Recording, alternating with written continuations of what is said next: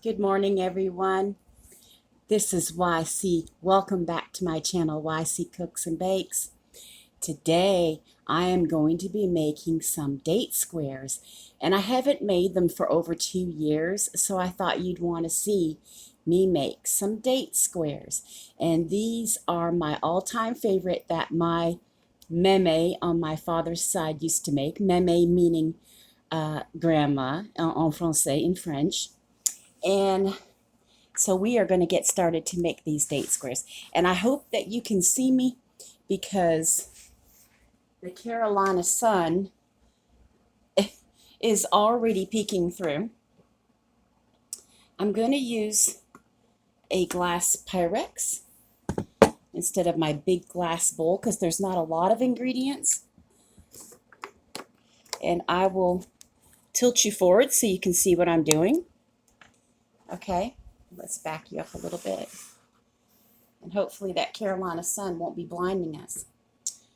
Okay, we are going to start off with 1 1/3 cups of flour. So I'm going to pour that in.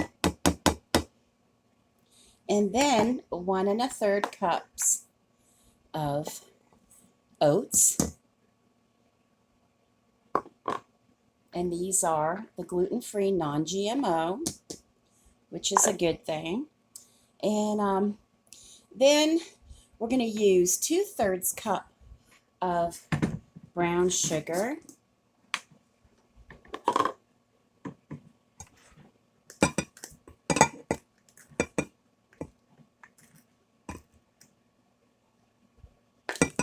That's 1/3, and that's 2/3.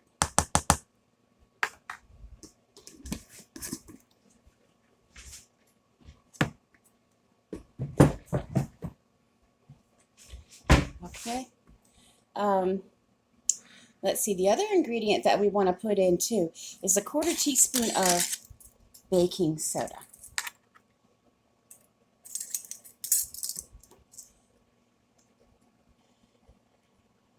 Okay, like that. And I had an old recipe I used to follow, which I tried to remember, but I've tweaked it now to how I think I want it. And you can use a stick of butter or a half a stick of butter, and then you can use a 1/4 cup of oil with the butter.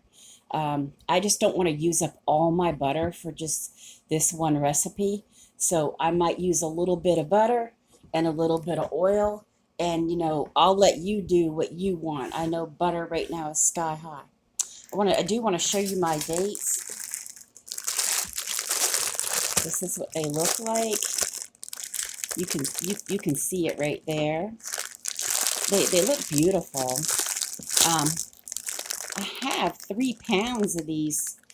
So what I did, you only need like a half a pound, like 8 ounces, like half of one of these. And then I'm going to render them down in a saucepan. And so what I did was I took scissors to them and I cut them. So it's just like little pieces, as opposed to the long oval date. So they're just in pieces. And I'll show you how I do that. But these actually are from Coachella, California. And a lot of times dates come from also Pakistan and the lovely people there. But this is a product of the USA, this bag. And the difference between these, when you render them down, they look a lot like fig. But the difference between figs and this is these have more sugar, but they have a lot lower fat. So they have a lower glycemic level index, and these are higher in folate and certain vitamins that the dates are not high in, but the dates are high in others. they say they are equally as healthy as far as the benefits they offer. And they are both really good with potassium. So anyway, but if you want to know, you can get these usually around the holidays. You can get these in the baking section at Walmart. And if you're looking any other time of year, you can get them in, I think it's like a red, but in the baking section, they're usually in a purple box. And those ones come from Pakistan. Now, if you get them any other time of year, you get them like in a red bag that's resealable at the top. You've seen where it has the Ziploc at the top. And you have to go all the way in the back of Walmart where they sell snacks like dried fruits like raisins and popcorn and crackers and cookies. You know that part of Walmart. You have to go all the way at the back past the bread. And then you will see these on the back wall if you get them in the snack section. Oftentimes I get mine in the baking section, but it just depends on how many you want, you know. Okay. Put that down there with my others. Okay. Whoop. I don't want to tip that over. Okay, so now I'm going to be using a 9x13, and normally I use a beat-up pan. I don't want it today. I'm just going to use my glass Pyrex. But because these will have butter and oil in them, you don't really need to spray it or anything like that. They're not going to stick. And so far what we have in here is 1 1/3 cup of flour, 1 1/3 cup of oats, 2/3 cup of brown sugar, and 1/4 teaspoon of baking soda. And now I'm going to put in some butter and oil. And that is going to be, we're going to reserve 1/2 cup for sprinkles on the top. But this will be our base for underneath the rendered dates in these date squares. And sometimes I pour it right in the dish and just mix it up right in the dish. And you can do that if you want. I just decided not to do that this time because I'm thinking if the butter is really hard, because I didn't take it out of the refrigerator, I could probably use my dough hooks and mix it up in here. And that's what I'm thinking I can do. So I'm going to go ahead and put in my oil and my butter at this time.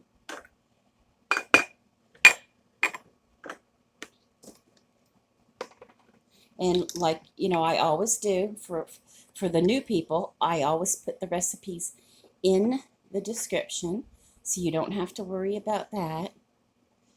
Okay. And, you know, like I said, you don't have to use oil if you want. You can use all butter. If I was able to, I would use all butter. But that is not my situation right now. Not with these prices. But if it fits into yours, that is fine. Okay. And I'm just going to break this up. That's all I'm going to do, is because I think it'll be easier to mix in the butter if I cut it into it, you know. And that's what I'm going to do. So let me get all this mixed up so we can press it into the bottom of our 9x13.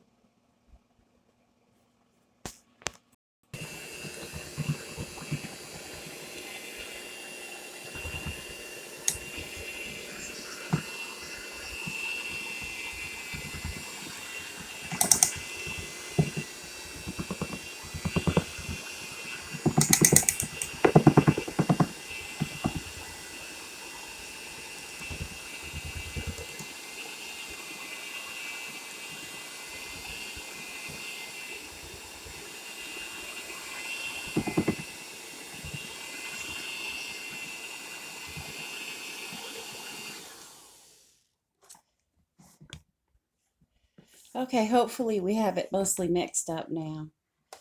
I hope so. I'm flinging it everywhere. I know that. I just wanted to use my dough hooks and get it done in a hurry. Because I have I don't know if I already mentioned it.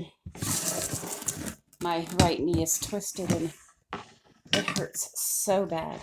I'm not really supposed to be up on it right now. It just, I don't even know how I did it. I did it. I've been hobbling for 3 days now, so I don't know what I did. I did something. It doesn't want to come out. It's probably the oil stuck in the bottom. I'm probably going to regret using that. There we go. Okay. Alrighty. Now, what we need to do though is to reserve a half a cup to put sprinkles on top when we're done. Like that, see? Put that in there. And then we just spread this out.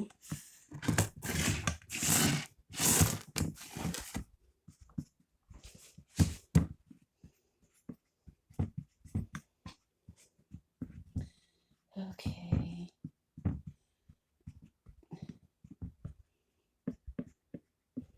And don't worry, once you render down the dates, it will hold this together also.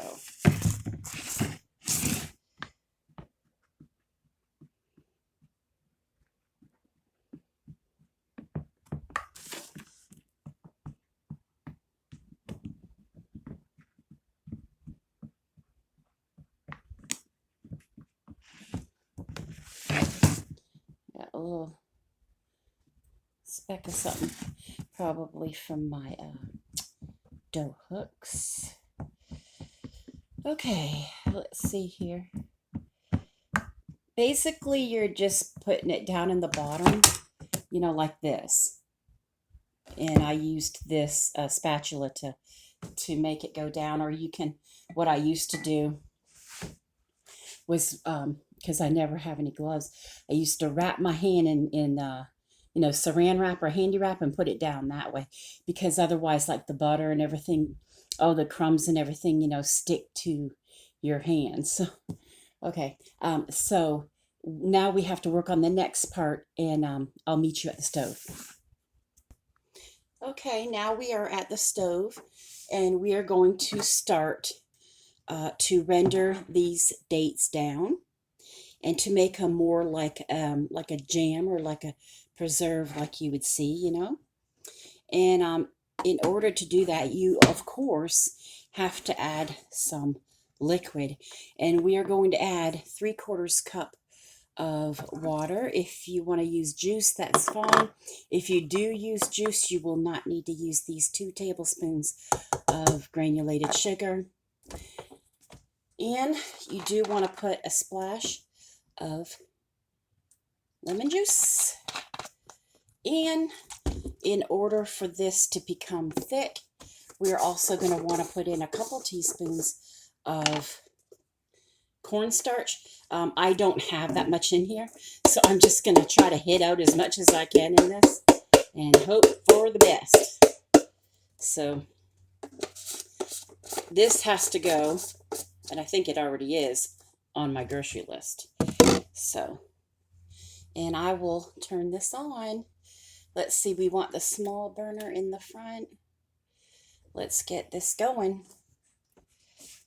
Whoa, I can hear my dog coming down. Hi, Bella. Did you just wake up? I woke up at 4 this morning when my husband's alarm went off. I was like, oh. So I rolled over, I went back to bed, and then I heard the Army and Air Force wake up. Yeah, I heard, you know, the reveille with the horn and everything. I was like, oh. So I just got out of bed, and I said, I'm getting up. I'm going to make the bed. But with my knee hurting like it did, you see, I got laundry waiting on me. It's sad. Normally I stay caught up on everything, and when I'm not, it drives me crazy. It's like, oh, I have this to do, I have that to do. All right, this is going to take a while to heat up, but this is what we have now because I have it written down. We have our 8 ounces of chopped dates that I used kitchen scissors to do. You don't have to use a knife; it'll stick all over the knife. And 2 tablespoons of sugar, and a couple teaspoons of cornstarch, 3/4 cup of water.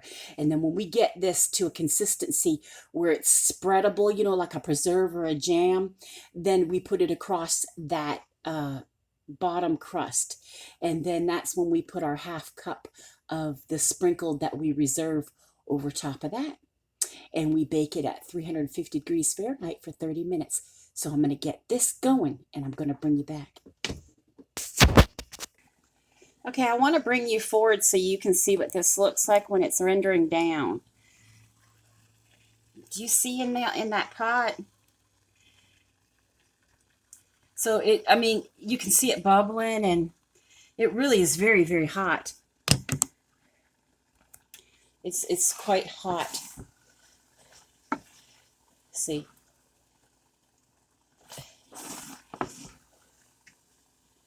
So you can see how it's breaking down.